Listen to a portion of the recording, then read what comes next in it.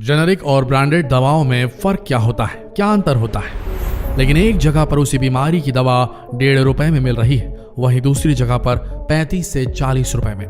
और इन दवाओं को लेकर सबसे बड़ी बात यह है कि दोनों ही दवाएं उसी बीमारी के इलाज के लिए बनी है, जिनकी कीमत कहीं पर 1.5 रुपए है तो कहीं पर 40 रुपए। लेकिन आखिर इतना अंतर क्यों? क्या सस्ती दवा बीमारी का इलाज नहीं कर सकती? अगर आप भी ऐसा सोचते हैं तो इस गलतफहमी को अपने दिमाग से निकाल दीजिए, क्योंकि दोनों ही दवाएं बीमारी का इलाज करने के लिए बनी हैं, लेकिन कीमतों में बहुत फर्क है। असल में हम जिस दवा की बात कर रहे हैं उसे जेनेरिक मेडिसिन कहते हैं और महंगी दवाओं को ब्रांडेड मेडिसिन कहते हैं। लेकिन वहीं आज के समय आप देखेंगे तो आपको कोई भी डॉक्टर जेनेरिक मेडिसिन प्रिस्क्राइब नहीं करेगा। इतना ही नहीं, मेडिकल स्टोर वाला भी आपको जेनेरिक मेडिसिन नहीं देगा, क्योंकि यहाँ भी गुलाबी नोटों का खेल चलता है।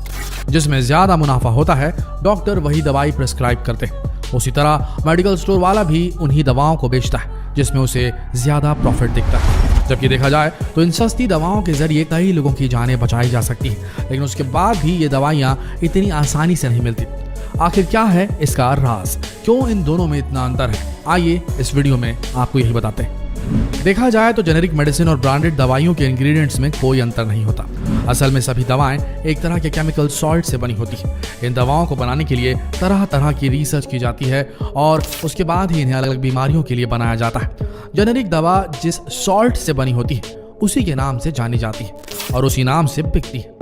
जैसे दर्द और बुखार में काम आने वाली पैरासीटामोल सॉल्ट को कोई कंपनी इसी नाम से बेचे तो उसे जेनेरिक दवा कहेंगे। वहीं जब इसे किसी ब्रांड जैसे कि क्रोसिन के नाम से बेचा जाता है तो ये उस कंपनी की ब्रांडेड दवा कहलाती है। लेकिन इसमें सबसे बड़ा अंतर यह है कि सर्दी, खांसी, बुखार और बदन दर्द जैसी रोजमर्रा की दिक्कतों के लिए जो दवा महज 10 पैसे से लेकर 1.5 रुपए प्रति टैबलेट में मिलती है, वहीं जब कोई ब्रांडेड कंपनी इसे अपने नाम से बेचती तो इस दवा की कीमत 35 रुपए से 40 रुपए तक पहुंच जाती है। ऐसी कई जानलेवा बीमारियां हैं जिनकी जेनेरिक मेडिसिन बहुत ही कम कीमतों में आती है, लेकिन जब यही दवाएं कोई ब्रांडेड कंपनी बनाती है, उस पर शोध करती, रिसर्च करती, तो उसे बनाने के बाद कंपनी उस पर 15 से 20 साल के लिए पेटेंट ले लेती है और फिर उस दवा को बेचने के लिए मेडिकल रिप्रेजेंटेटिव रखे जाते हैं, सेल्स पर्सनल रखे जाते हैं। इनकी मार्केटिंग पर अच्छा खासा पैसा खर्च किया जाता है और इसी वजह से ये दवाएं इतनी महंगी हो जाती है। लेकिन अगर यही दवाएं इन खतरनाक बीमारियों के लिए जेनेरिक में उपलब्ध होती तो कहानी कुछ और ही होती। जैसे HIV की दवा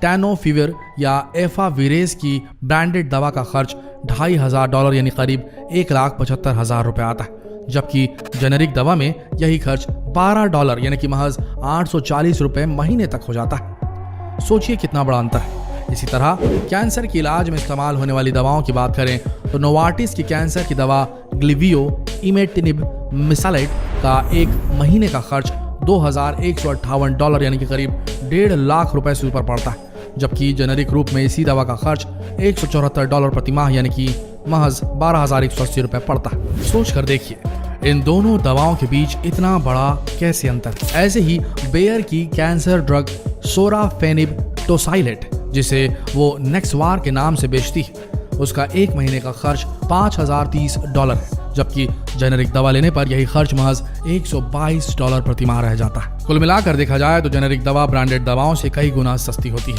लेकिन इनका सस्ता होने का एक और बहुत बड़ा कारण यह है कि जेनेरिक दवाओं की कीमत को सरकार तय करती है, वहीं ब्रांडेड दवा बनाने के लिए कंपनियां इस पर रिसर्च करती हैं, पेटेंट लेती है और विज्ञापनों पर भारी भरकम खर्च करती हैं, और इसी प्रचार प्रसार की वजह से ब्रांडेड कंपनियों की दवाइयां इतनी महंगी होती हैं। लेकिन अगर हर जगह पर जेनेरिक दवा आसानी से मिलने लगे तो ये उन लोगों के लिए संजीवनी का काम करेगी जिन लोगों की मौत महंगी दवाओं की वजह से हो जाती है। क्योंकि भारत में ऐसे कई लोग हैं जिनकी आर्थिक स्थिति ऐसी नहीं है कि वो अपनी बीमारी का इलाज के लिए इन ब्रांडेड दवाइयों का सेवन कर सके।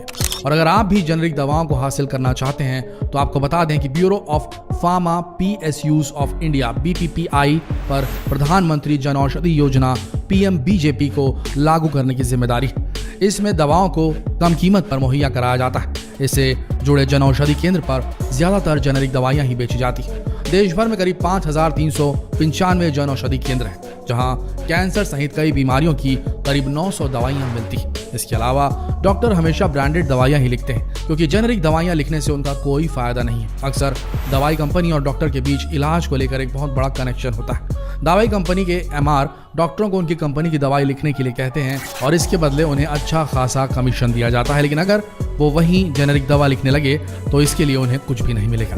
यही वजह है कि डॉक्टर जेनेरिक दवाई लिखने से परहेज करते हैं। लेकिन अब हमारे भारत की सरकार ने इस पर ध्यान देना शुरू कर दिया है और अब सरकार मरीजों को सस्ती दवाइयां उपलब्ध करवाने के लिए कानून में संशोधन की तैयारियां कर रही है। इसके बाद डॉक्टर्स को मरीजों के लिए सिर्फ जेनेरिक दवा लिखनी होगी, ना कि किसी विशेष ब्रांड या कंपनी की। लेकिन इसके बाद भी कोई गारंटी नहीं कि मरीजों को सस्ती दवा मिलेगी, क्योंकि इस संशोधन के खिलाफ डॉक्टर है। ज्यादातर डॉक्टर सरकार की इस योजना का विरोध कर रहे हैं, क्योंकि उन्हें लगता है कि ऐसे किसी कानून के लागू होने के बाद दवा से जुड़ी सभी पावर्स केमिस्ट के हाथों में चली जाएंगी। डॉक्टरों का मानना है कि जेनेरिक दवा लिखने के बाद केमिस्ट तय करेगा कि मरीज को कौन सी दवा देनी है। ऐसी स्थिति में वो दवा की गुणवत्ता की परवाह किए बिना वही दवा देगा जिसकी बिक्री से उसे आर्थिक मार्जिन या मुनाफा हासिल होगा। फार्मा सेक्टर से जुड़े सूत्र बताते हैं कि इसमें डॉक्टर्स को तो कोई नुकसान नहीं होगा, क्योंकि उनके पास तो मरीज आते रहेंगे, लेकिन जनता को अच्छी गुणवत्ता की जेनेरिक दवा मिलेगी इसकी कोई गारंटी नहीं होगी। इसके बाद दवा कंपनियां सीधे स्टॉकिस्ट या केमिस्ट से संपर्क करेंगी और उसे अपनी दवा बेचने के लिए कई तरह के लालच दे सकती है, जिसका नुकसान आखिरकार आम जनता को उठाना पड़ेगा। ऐसे में सरकार को इस पर सोच विचार करने की जरूरत है। लेकिन वहीं जेनेरिक मेडिसिन को लेकर एक दूसरा पहलू भी है। अगर ऐसे किसी कानून पर संशोधन होता है और जेनेरिक दवाइयों को मैंडेटरी यानी कि अनिवार्य कर दिया जाता है तो इससे लाखों नौकरियों पर खतरा बन जाता है, क्योंकि एक दवा को कई कंपनियां बनाती हैं, उनके प्रचार प्रसार या उन्हें प्रमोट करने के लिए भारी भरकम स्टाफ रखती हैं। इनमें सबसे ज्यादा मेडिकल रिप्रेजेंटेटिव MR होते हैं, जो डॉक्टर्स के पास विजिट कर उन्हें अपनी कंपनी की दवा लिखने को कहते हैं। कई डॉक्टर्स को इसके लिए बाकायदा कमीशन या महंगे महंगे गिफ्ट तक दिए जाते हैं। ऐसे में डॉक्टर्स जब सिर्फ जेनेरिक दवा लिखेंगे तो ये सब करने की जरूरत नहीं पड़ेगी। इसका दूसरा असर ये होगा कि ब्रांडिंग खत्म हो जाएगी, तो दवा कंपनियों को प्रचार प्रसार के लिए स्टाफ भी कम करना पड़ेगा। कई लाख मेडिकल रिप्रेजेंटेटिव्स की नौकरियां खतरे में आ जाएंगी।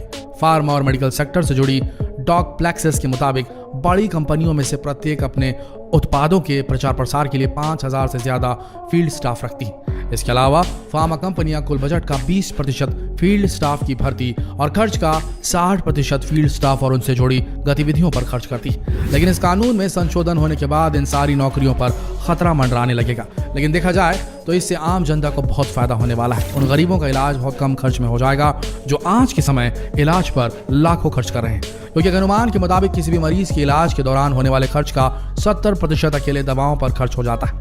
सरकार ने लोकसभा में एक सवाल के जवाब में बताया कि इलाज और दवा पर होने वाले खर्च की वजह से देश में हर साल 3 करोड़ से 8 लाख लोग गरीबी रेखा से नीचे चले जाते हैं। वहीं सबसे बड़ी बात यह है कि आज के समय हमारे भारत में जेनेरिक मेडिसिन की कोई कमी नहीं। देश में सालाना करीब 1 करोड़ 27 लाख करोड़ की दवाएं बेची जाती हैं। इसमें 75% से ज्यादा हिस्सा जेनेरिक दवाओं का होता है। आपको जानकर हैरानी होगी कि भारत जेनेरिक दवाओं का सबसे बड़ा एक्सपोर्टर है। दुनिया भर की डिमांड की 20% दवाइयां जेनेरिक वाली भारत सप्लाई करता है। अमेरिका में 40% और यूके में 25% दवाइयां भारत सप्लाई करता है। 2018-19 की बात करें तो भारत ने 1920 करोड़ डॉलर की दवाइयां एक्सपोर्ट की थी।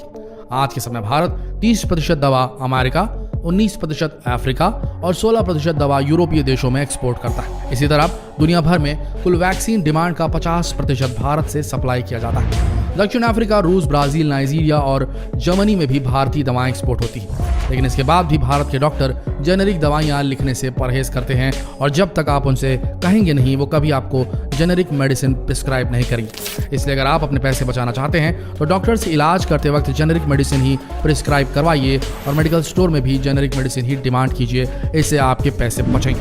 जितना हो सके इस बहुत ही महत्वपूर्ण जानकारी को देश भर में शेयर करें। फेसबुक पर इस वीडियो को शेयर करें, व्हाट्सएप पर इस वीडियो को शेयर करें, यूट्यूब पर इस वीडियो को शेयर करें ताकि लोगों तक सही जानकारी पहुंच सके। मिलते हैं अगले वीडियो में, तब तक के लिए आप सबका इस वीडियो के अंत तक बने रहने के लिए दिल से धन्यवाद।